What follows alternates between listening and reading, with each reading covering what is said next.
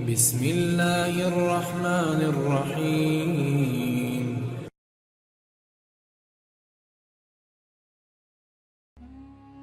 نعمت اللہ شاہ ولی رحمۃ اللہ علیہ کی پیشن گویاں۔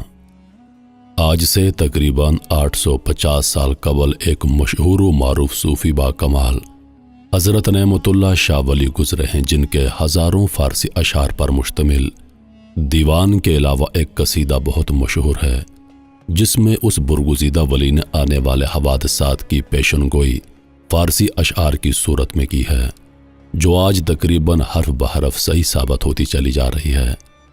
قصیدے کے اشعار مختلف حوالوں سے 2000 کے قریب بتائے جاتے ہیں، لیکن ہمیں کافی کوشش کے باوجود کم و بیش 300 اشعار سے زیادہ دستیاب نہ ہو سکے، لہٰذا پیشن گوئی کا یہ انمول قصیدہ ہم سے مزید تحقیق اور جستجو کا مطالبہ کرتا ہے۔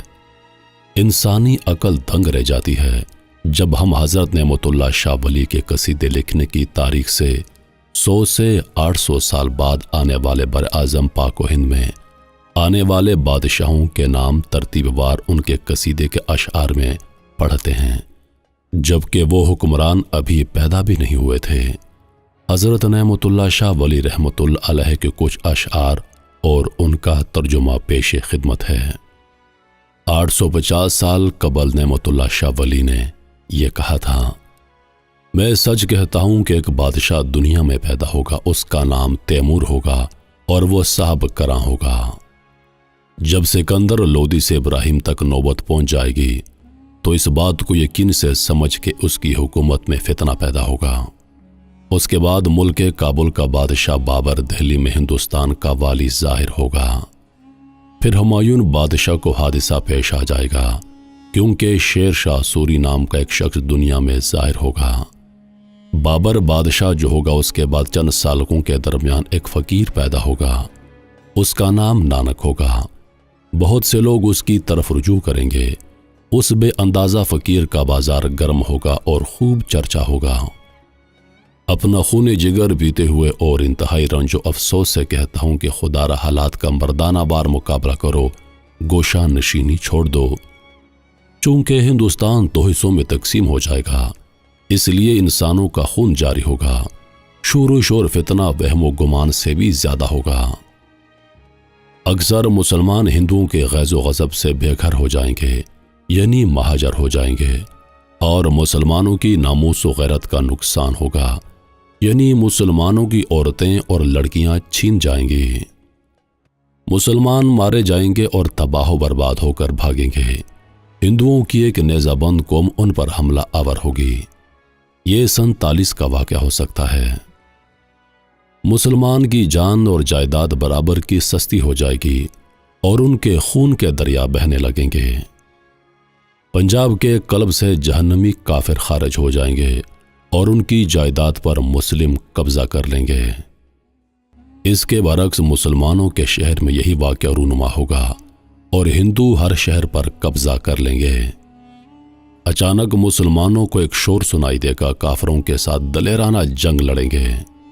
1965 کی جنگ میں انڈیا کے کافروں نے مسلمانوں پر اچانک حملہ کر دیا تھا۔ مسلمان اپنے صدر کو صدارت سے اتار دیں گے، اس کے بعد مسلمانوں کو خسارے والی ذلت آئے گی۔ مسلمانوں کا سب سے بڑا شہر سب سے بڑی مقتل گاہ بن جائے گا۔ تباہی اور بربادی ایسی ہوگی کہ گھر گھر کربلا بن جائے گا۔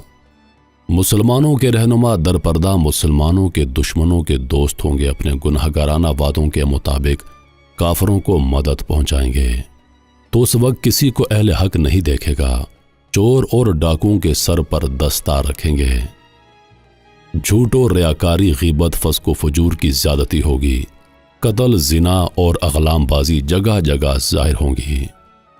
عیسائیوں جیسے رسم و رواج ہر جگہ رائج ہوگا، بدعت عام ہوگی اور سنت غائب ہو جائے گی۔ روزہ، نماز، حکم برداری یک لخت غائب ہو جائے گی۔ مناجات کی محفلوں میں ذکر و اذکار ریاکارانہ ہوگا۔ مومنوں کا ایمان کمزور ہو جائے گا اور انصاف کا ساتھ دینے والے مسلمان جنگ میں تنہا ہوں گے۔ کافر انہیں کثرت سے ایسے فریب دیں گے جیسے کتے کو شکار سے کھانے کے لیے دیا جاتا ہے۔ بنو سلیمان یعنی قوم افغان اللہ تعالیٰ کے خاص فضل و کرم سے باعزت قوموں کی طرح کھڑے ہوں گے اور 100 گنا بہادری سے لڑیں گے۔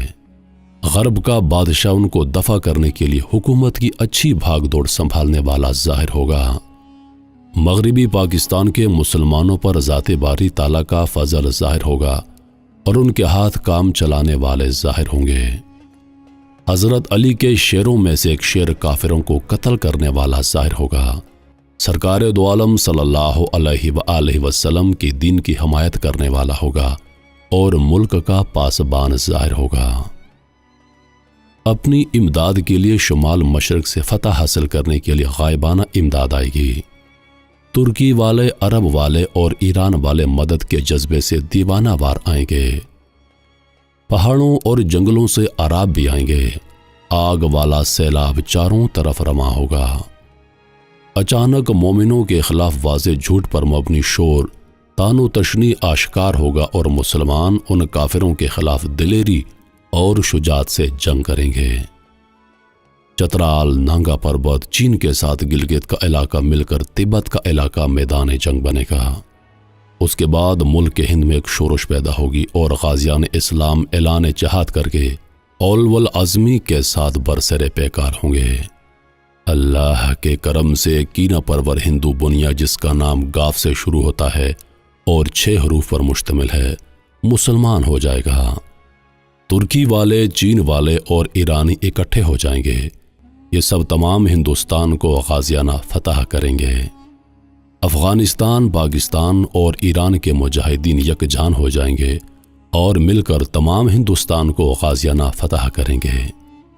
چیونٹیوں اور مکڑیوں کی طرح راتوں رات غلبہ حاصل کر لیں گے۔ میں قسم کھاتا ہوں اللہ تعالیٰ کی کہ مسلمان قوم فاتح ہوگی۔ یہ غزوہ 6 سال تک انسانیت کے لیے بدقسمتی کی گہری تاریک غار کی طرح ہوگا، تو جان لو کہ اس وقت اللہ تعالیٰ کی راہ میں لڑنے والے ہر جگہ جام شہادت نوش کرنے کے لیے موقع تلاش کریں گے۔ اہل کابل کافروں کے قتل کے لیے نکل آئیں گے۔ کافرین دائیں بائیں بہانہ سازی کریں گے۔ سرحدی غازیوں سے زمین مرکت کی طرح لرزے گی۔ مقصد کو حاصل کرنے کے لیے دیوانہ وار آئیں گے۔ یہ واقعہ بڑی عید کے بعد اور چھوٹی عید الفطر کی نماز سے پہلے ہوگا۔ ہاتھ سے گئے ہوئے علاقے کو فتح کر لیں گے۔ دریائے اٹک کافروں کے خون سے 3 مرتبہ یک بار بھر کے جاری ہوگا۔ دین اور ایمان کے بدخواہ لوگ مارے جائیں گے۔ تمام ہندوستان ہندو گورنمنٹ سے پاک ہو جائے گا۔ پنجاب، شہر لاہور، ملک کشمیر، نصرت شدہ گنگا، شاہر بجنور پر مسلمان غاصبانہ قبضہ کر لیں گے۔ غربستان یعنی پاکستان کا بادشاہ ہتھیاروں اور اسلحہ کے زور پر فتح حاصل کرے گا اور کافر قوم کو ایسی شکست ہوگی جو وہم و گمان سے باہر ہوگی۔ اے پیارے بھائی، 40 سال تک اس بادشاہ کا عہد و اقتدار میں دیکھ رہا ہوں۔ اسلام کا غلبہ 40 سال تک ہندوستان کے ملک پر رہے گا۔ اس کے بعد دجال کافر اصفہان شہر سے ظاہر ہوگا۔ میں جو کہہ رہا ہوں غور سے سنو۔ اس دجال کے فتنے کو مٹانے کے لیے حضرت عیسیٰ علیہ السلام اور مہدی آخر الزمان ظاہر ہوں گے۔ اس کے بعد نعمت اللہ شاہ ولی اپنے آپ سے مخاطب ہو کر کہتے ہیں، اے نعمت اللہ شاہ، خاموش ہو جا، رب کے رازوں کو ظاہر نہ کر۔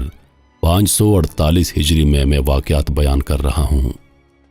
تو میرے محترم عزیز دوستو، یہ وہ پیشن گوئیاں تھی جو آج سے 850 سال قبل نعمت اللہ شاہ ولی ایک بزرگ نے کی تھیں۔ ان میں سے بہت ساری مکمل ہو چکی ہیں، چند ایک رہتی ہیں اور وہ بھی آنے والے زمانے میں یقیناً پوری ہوں گی۔